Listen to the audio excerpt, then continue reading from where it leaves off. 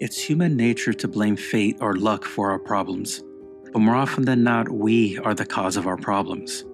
In The Prestige, Christopher Nolan explores this idea and illustrates human nature's propensity for self-destruction. The Prestige centers on two up-and-coming magicians, Robert Angier and Alfred Borden. At the start of the movie, they work as assistants to a well-known magician. But everything changes when Angier's wife, Julia, dies in a failed water escape trick. Borden was tasked to tie the knot around Julia's wrist, that is, a knot she could escape. But she was unable to free herself and drowned. Angier accuses Borden of tying the wrong knot and thus killing her. For his part, Borden can't remember what knot he tied and seems to accept that he had a hand in her death. Angier and Borden part ways, but Angier holds a grudge and inserts himself into one of Borden's shows as a volunteer shooter in a bullet catch trick. Angier would then blow off two of Borden's fingers. Sometime later, Borden ruins one of Angier's shows and breaks the fingers of an innocent spectator. From here on, Angier and Borden forge a rivalry that consumes their lives. Borden argues that a real magician tries to invent something new that other magicians are going to scratch their heads over. And he does just that with the transported man.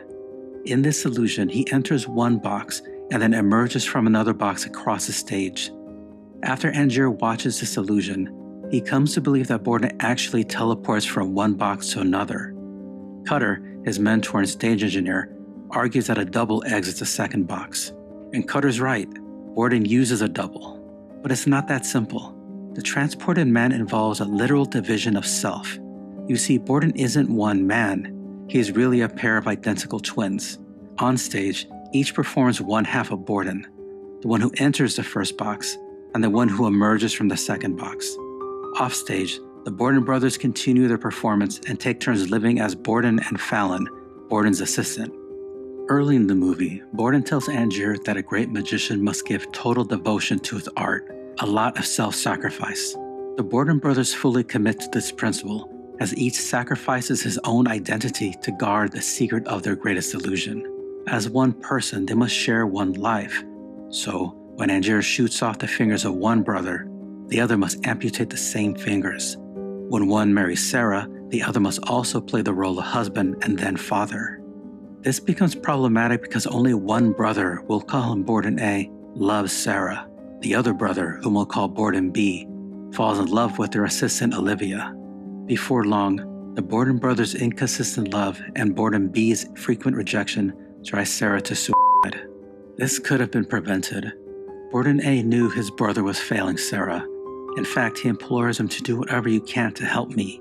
Just convince her that I do love her. But his brother failed him as well. Borden A could have made that great sacrifice and given up the transported man for Sarah, but his obsession for his art and achieving greatness was more important. Or maybe he just didn't want to let his brother down. Either way, Borden A made a choice that rendered his already incomplete life emptier. But this doesn't complete the Borden brothers' fall.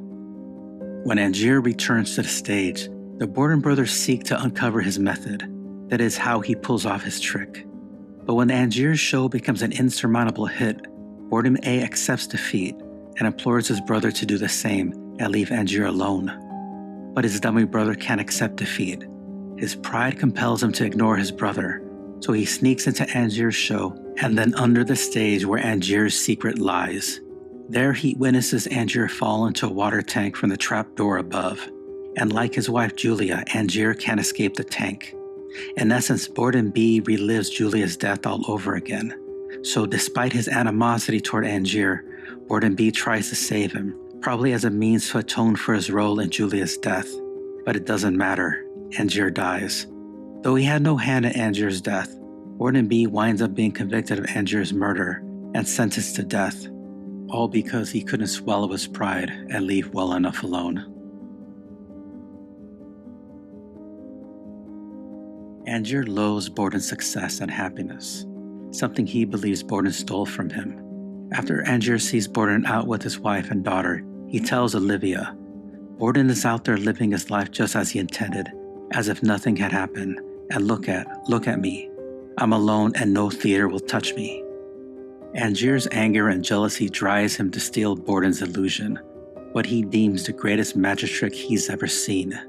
Angier recreates Borden's illusion with a double and even steals the name, the Transported Man.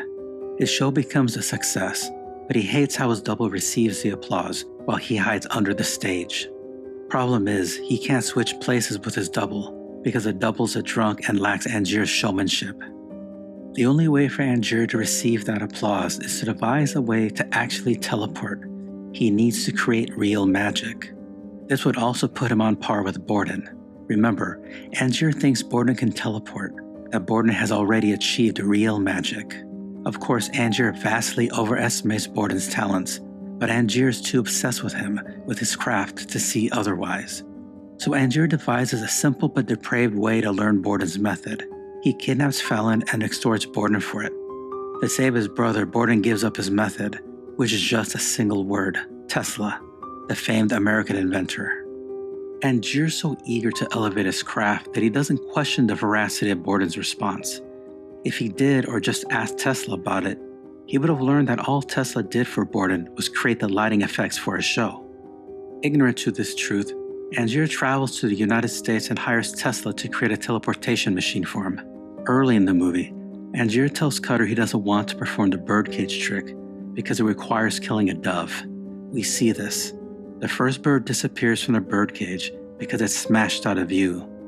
The second bird appears out from wherever. To Angier's plea, Cutter responds, "You're going to have to get your hands dirty if you're going to achieve the impossible." Cutter's words function as a not-so-subtle hint that Angier will eventually cross his own ethical bounds. The only real question is how. Angier returns to the stage with the real Transported Man, and with the help of Tesla's machine, he finds tremendous success and topples Borden's show in the process. However, Tesla's machine doesn't actually teleport Angier. Rather, it makes a clone of him, and this clone appears in another location. And here is how Angier finally gets his hands dirty. He cannot release endless clones of himself into the world. People would eventually notice. So he devises a grim solution.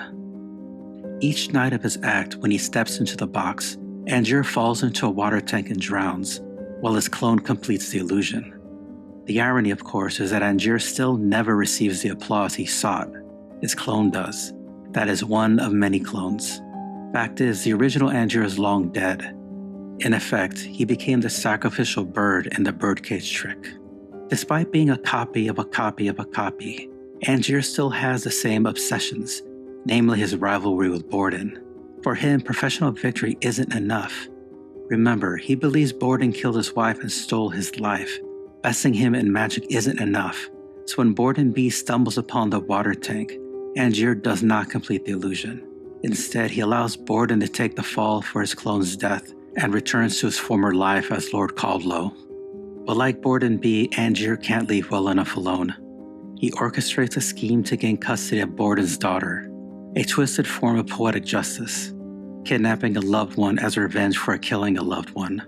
This would be the beginning of his downfall. When Cutter sees Jess in Angier's home, he realizes the depth of Angier's depravity. So Cutter sets out to make things right and conspires with Fallon, aka Borden A, to rescue Jess and take Angier down. The movie ends with Borden A shooting Angier, and Angier dying for the last time, in the one place he sought to avoid, under the stage. Angier's desire for revenge is understandable, but the moment he involved an innocent, he secured his doom. If you enjoyed this video, like and subscribe for more deep dives. Till next time.